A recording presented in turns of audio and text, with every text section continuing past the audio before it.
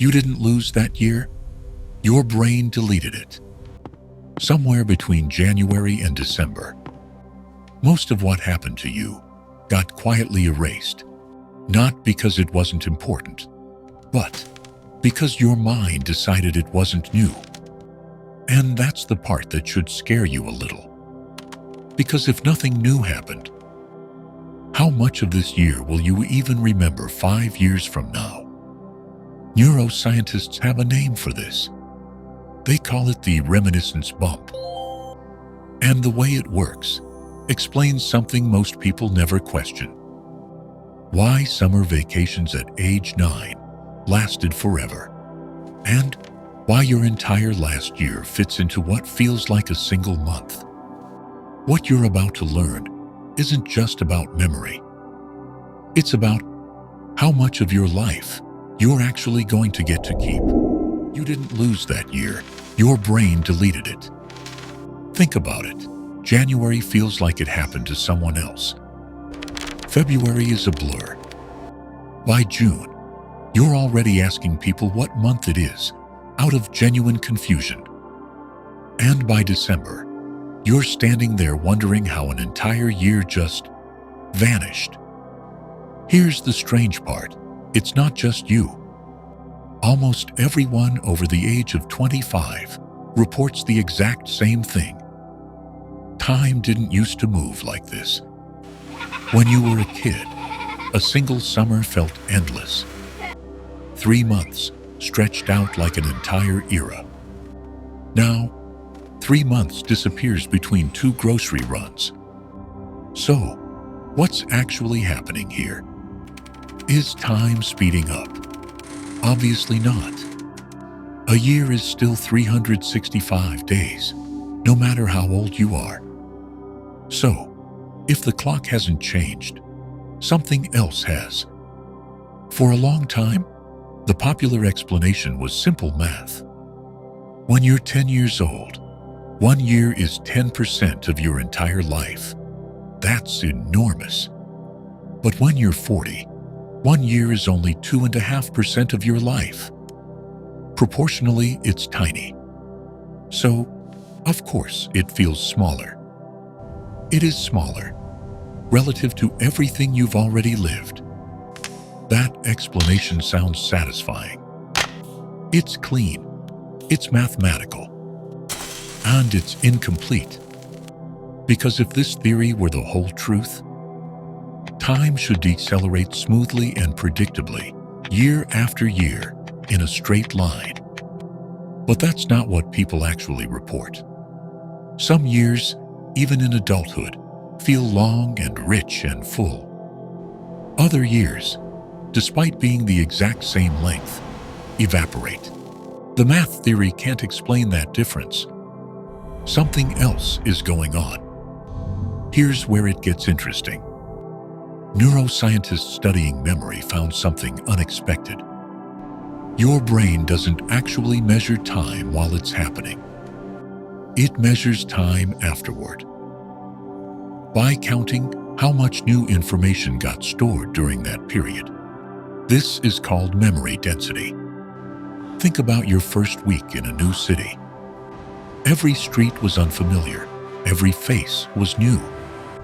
Your brain was working overtime, encoding details constantly. And because of that, that single week can feel, in memory, longer than an entire month back home.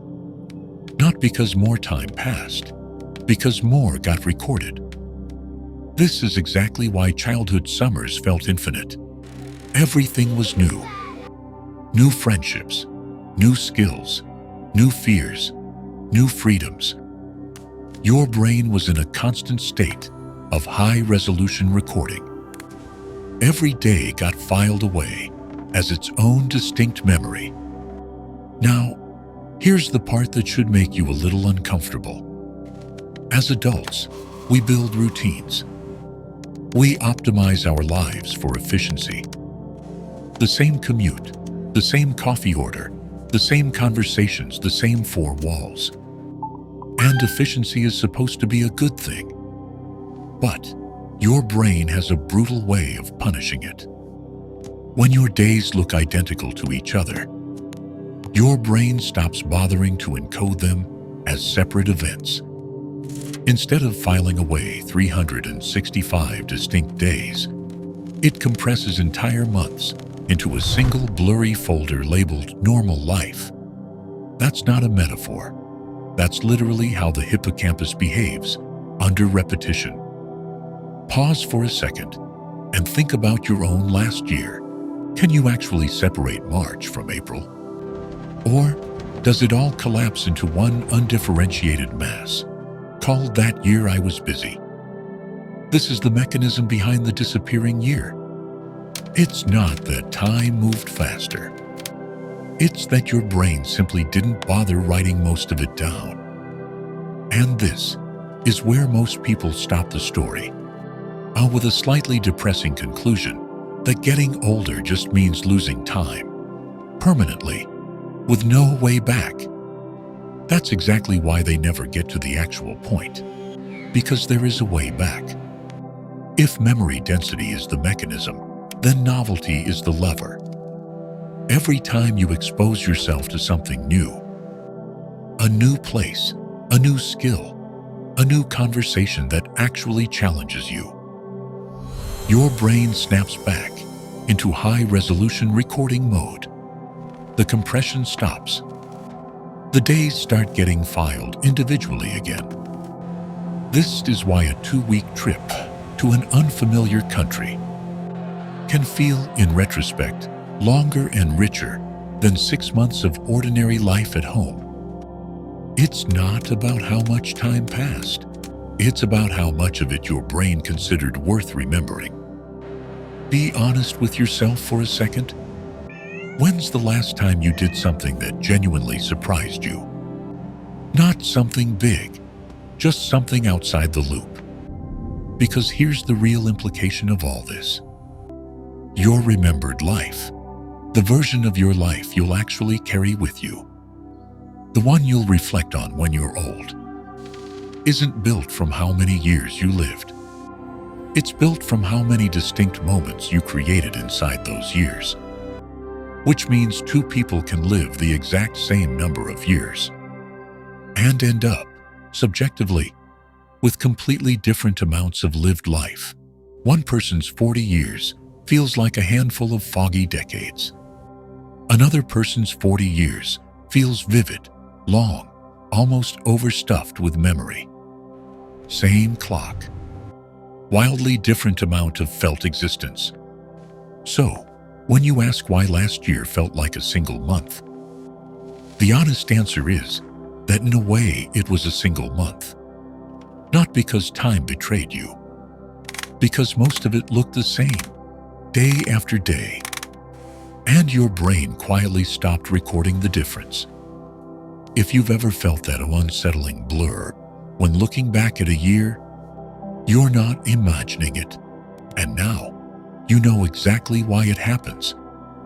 The good news is that you're not a passive observer of this. The version of your future that feels endless, rich, and slow isn't the one where you simply live longer. It's the one where you deliberately break the pattern, often enough that your brain has no choice but to pay attention again. Time was never really the enemy. Repetition was. If this changed how you think about the last 12 months, hit like. It helps more people find this before their own year quietly disappears the same way. And if you want more ideas like this, the kind of psychology and philosophy that explains the parts of life no one bothers to teach you, subscribe. Because every week we dig into the mechanics of how the mind actually works, so you can stop losing time without noticing and start living years that are actually worth remembering.